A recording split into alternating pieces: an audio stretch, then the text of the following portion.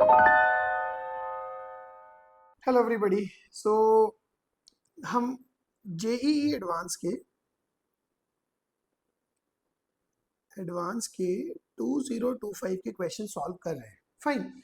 और आज का जो टाइम आया है ये है प्रोबेबिलिटी के क्वेश्चंस पे बात करने का। ये वो सेक्शन है जो मतलब जिसने टेरर ही फैला रखा है बच्चों में, बस प्रोबेबिलिटी के क्वेश्चन देखो और छोड़ दो।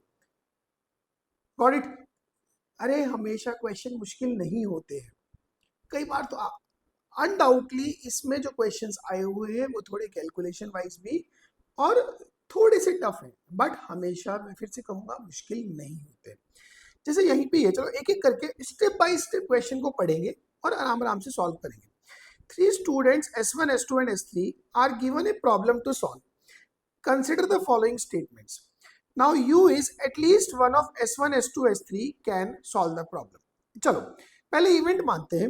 लेट P1 प्रोबेबिलिटी है कि S1 can solve the problem, can solve the problem. Now P2 है that S2 can solve the problem. P3 is the probability that S3 can solve the problem. Now U जो event है at least one of S1, S2, S3 can solve the problem. तो मैं ऐसा करता हूं, जो probability of U है is what 1 minus probability none can solve the problem, और ये अपने को दी हुई है 1/2। ये देखो, ठीक है ना, P U is given to me as 1/2। तो दैट मीन्स 1 माइनस P1 ना S1 सॉल्व कर पाए, 1 माइनस P2 ना S2 सॉल्व कर पाए, एंड 1 माइनस P3 ना S3 सॉल्व कर पाए, इट इज 1/2। तो यहां से 1 minus P1, 1 minus P2 and 1 minus P3 comes out to be half. ये मेरे पास एक रिलेशन आया U का। Got it? इसको हम थोड़ी देर के लिए साइड में रखते हैं। नाउ V है S1 can solve the problem given that neither S2 nor S3 can solve the problem. मतलब probability of S1 given neither S2 nor S3 can solve the problem, और ये आपको दिया हुआ है 1/10। That means probability S1 intersection S2 bar intersection S3 bar upon probability S2 bar intersection S3 bar, ये मुझे दिया हुआ है 1। अब now see the problem they are solving independently, एक का दूसरे से कोई लेना देना नहीं है, ठीक है। तो PS1 कितना आ जाएगा? This comes out to be P1 1 minus P2 into 1 minus P3 upon PS2 is 1 minus P2 1 minus P3।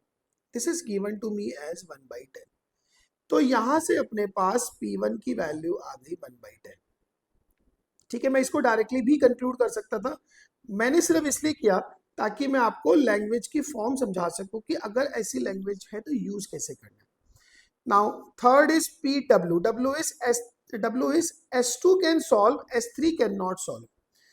So probability of W is what? Probability S2 can solve and S3 cannot solve.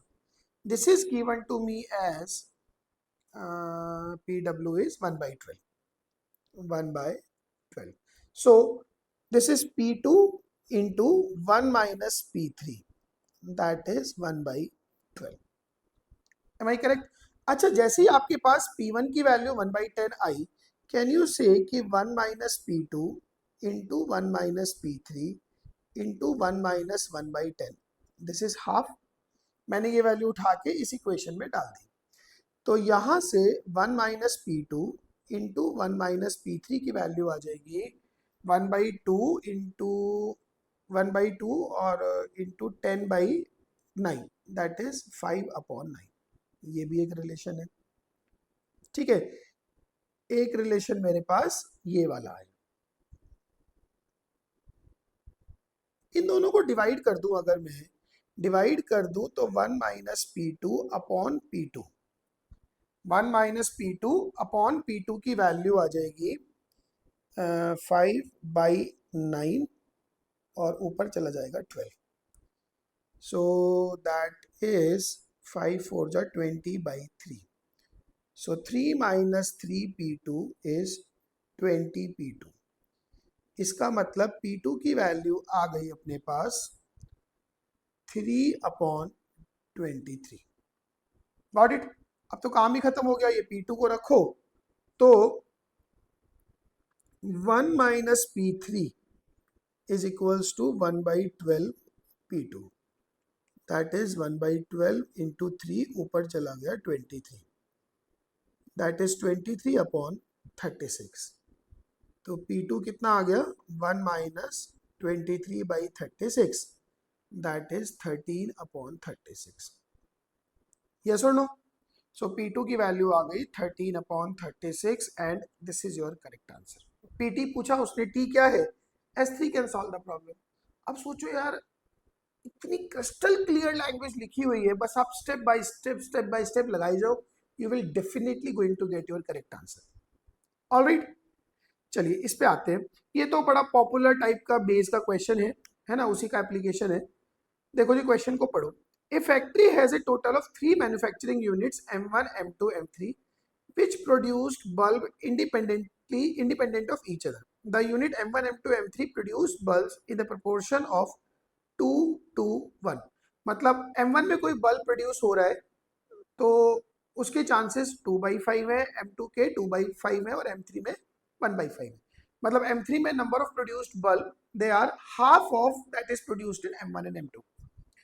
It is known that 20% of the bulb produced in the factory are defective. चलो पहले इतने शुरू करते हैं, बहुत लंबा question है. Event मानते हैं, लेट अस एज्यूम एक इवेंट B1 है. B1 क्या है, बल्ब इज प्रोड्यूस्ड बाय, ऐसा करते हैं B1 की जगह ना M1 ही मान लेते हैं और भी कन्वीनियंट रहेगा. M1 जो इवेंट है that means bulb is produced bye factory M1. M2 है कि bulb is produced bye factory M2 और M3 क्या है कि bulb is produced bye factory M3. ठीक है. और एक इनके साथ में एसोसिएटेड इवेंट ए है कि produced bulb is defective. Am I correct? तो इन सबके साथ में एक एसोसिएटेड इवेंट है that the produced bulb is defective. Now probability of event A क्या होगा, that is probability of M1 into probability A by M1 plus probability M2 into probability A by M2 plus probability of M3 की वो third factory में produce हो, third unit में produce हो, and probability A by M3. Got it. अब इनकी value रखनी शुरू करते हैं. ये मुझे दिया हुआ है 20/100. उसने कहा ना that 20% of the bulbs produced in the factory are defective. It is also known that all the bulb produced by M1 50% are defective. अच्छा, किसी बल्ब के M1 में प्रोड्यूस होने के चांसेस 2/5 और उसके डिफेक्टिव होने के चांसेस 15/100. करेक्ट है. किसी भी बल्ब के M2 में प्रोड्यूस होने के चांसेस 2/5 और मुझे A by M2 नहीं पता है. M3 कितना हो गया 1/5 और मुझे प्रोबेबिलिटी A अपॉन M3 भी नहीं पता है. यहां से ना मैं क्या बोल सकता हूं कि twice of probability A by M2 plus probability A by M3 is equals to 20 minus 5 3 6 14/100 14/100 का 7/10 आ जाएगा. एक ये रिलेशन मेरे पास आया निकल के. Got it. बहुत इंपॉर्टेंट और काम का रिलेशन है, आगे पूरे क्वेश्चन में चलने वाला है. आगे बढ़ते हैं. अब उसने ये कहा suppose that if a randomly chosen bulb produced in the factory is found to be defective, the probability that it is produced by M2 is 2/5. अब ये बेस आ गई है. सो produced by the factory is found to be defective, it was produced by M2. That means probability M2 given that it is defective, it is given to me as 2/5. इसको ऐसे लिखूं कि P A intersection M2 upon P A is equals to 2/5। अच्छा, इसको मैं लिख सकता हूं P A by M2 is equals to 2/5 into P A कितना है 1/5, दैट इज 2/25। अच्छा, पी एम टू हमें शुरू से पता है कि सेकेंड फैक्ट्री में प्रोड्यूस होने की probability 2/5 into P A by M2 is equals to 2/25। That means P A by M2 कितना हुआ 1/5। Got it. इसका मतलब इस वैल्यू को उठा के हम इस इक्वेशन में रखेंगे। तो twice of P A by M2 is 1/5 plus P A by M3 is equals to 7/10.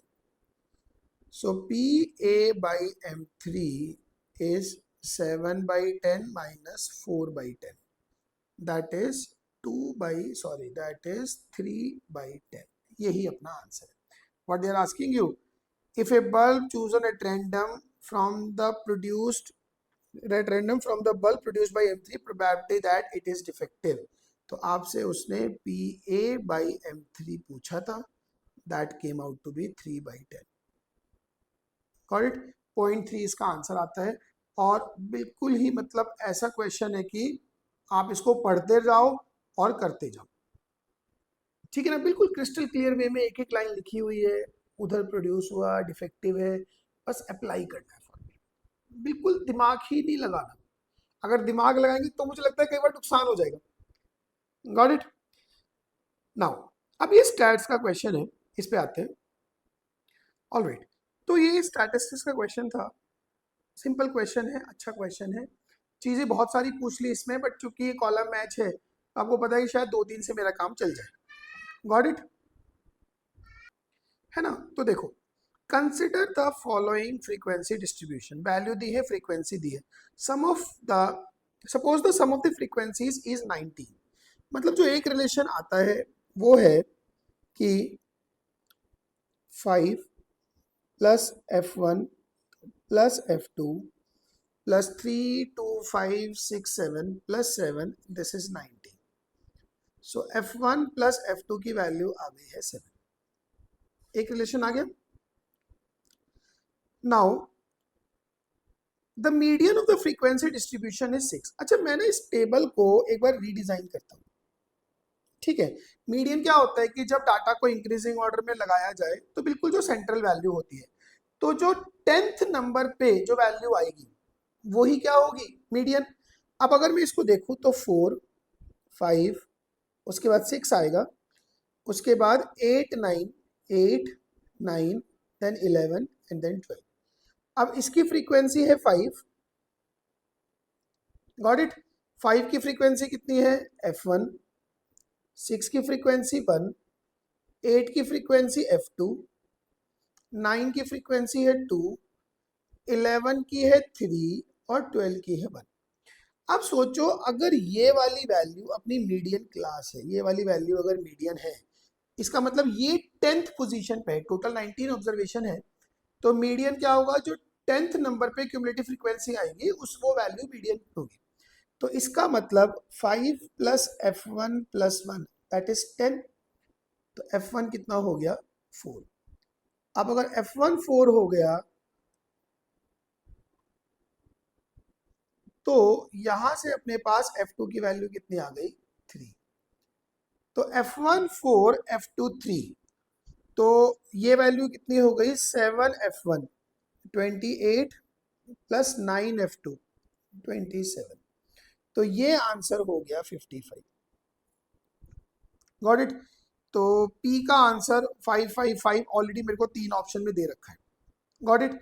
अब उसके बाद वो कह रहा है for the given distribution let alpha be the mean deviation about the mean.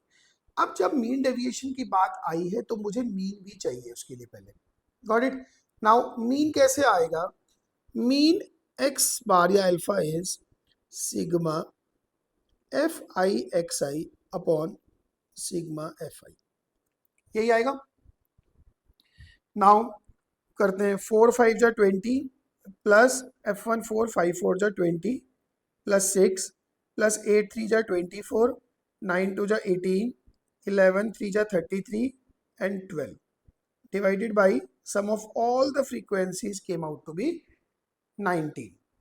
So this will be finally 7. Got it? Sorry, ये ना mean deviation बोलता है, ये तो मैंने मीन निकाला x बार, तो मीन डेविएशन क्या होगा, sigma F I X I minus X bar upon sigma F I, यही होगा. They are asking for 19 alpha, चलो 19 तो अपने पास लेफ्ट में आ जाएगा. सो अब ये क्या बनेगा, पहले डेविएशन देखो जी, जब फ्रीक्वेंसी 5 है डेविएशन विल बी 7 माइनस 4 3. जब फ्रीक्वेंसी f1 मतलब 4 है डेविएशन विल बी 7 माइनस 5 2. जब फ्रीक्वेंसी 1 है deviation will be 7 minus 6 1. While the frequency is f2 that is 3, deviation is 7 minus 8 का mod 1. जब frequency है 2 deviation is 7 minus 9 mod 2. जब frequency है 3 deviation is 7 minus 11 का mod 4. Finally जब frequency है 1 deviation is 7 minus 12 mod that is 5 और divide में आ गया 90. Got it? तो यहां से मेरे पास 19 अल्फा कितना आ गया, 15 8 3 and 1 4 प्लस 4 प्लस 4 3 जा 12 प्लस 5. M I correct?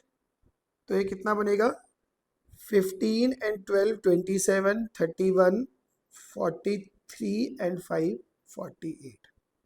सो मेरे पास इसका आंसर आता है 3. Got it? क्यू का आंसर 3. अभी मैं दो ऑप्शन में फंस गया हूं. Got it? अब एक चीज सोचते हैं कि इन दोनों ही ऑप्शन में एस का आंसर डिफरेंट है. Denote the mean deviation about the median, delta square is the variance. So delta square तो हमें डायरेक्टली पता होता है, डेल्टा स्क्वायर क्या होता है, mean of squares, mean of squares minus mean whole square. Yes और नो? तो इसको आप निकालोगे, ये बहुत इजीली 146 अपॉन 19 आ जाएगा. सिमिलरली वैसे अगर आप बीटा भी निकालोगे that is sigma F I mod X I minus M which is median which is 6 upon sigma F I, वो भी बड़ा इजीली अपने पास 47 अपॉन 19 आ जाता है.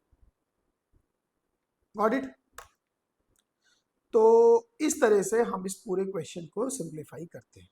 चैलेंजिंग नहीं है ये क्वेश्चन, थोड़ा सा लेंथी है, ऐसा लगता है कई बार ये 3 नंबर के लिए बहुत ज़्यादा एफर्ट्स करवा लिए इन्होंने, बट आप ये सोचो कि ये करोगे तो श्योर ठीक ही करोगे. इसमें कोई रॉकेट साइंस नहीं पूछी, बिल्कुल मुश्किल चीज़ कुछ नहीं पूछी है, बस वो 2 फॉर्मूले हैं सिंपल वाले, वो लगाते रहो, आंसर आएगा ही आएगा. All right, that would be all from my side for today. आज हमने जेई 2025 के ऑल 32 क्वेश्चंस के सॉल्यूशंस कंप्लीट कर लिए. ठीक है, आई होप ये वीडियोस में आपने बहुत कुछ सीखा होगा, और अगर कुछ भी आपको लगे कि अभी यहाँ पे थोड़ी सी कमी है और सर ये बता दो, प्लीज़ मेरे को कमेंट सेक्शन में बताएं, will definitely get back to it. All right, thank you so much, all the very best, take care.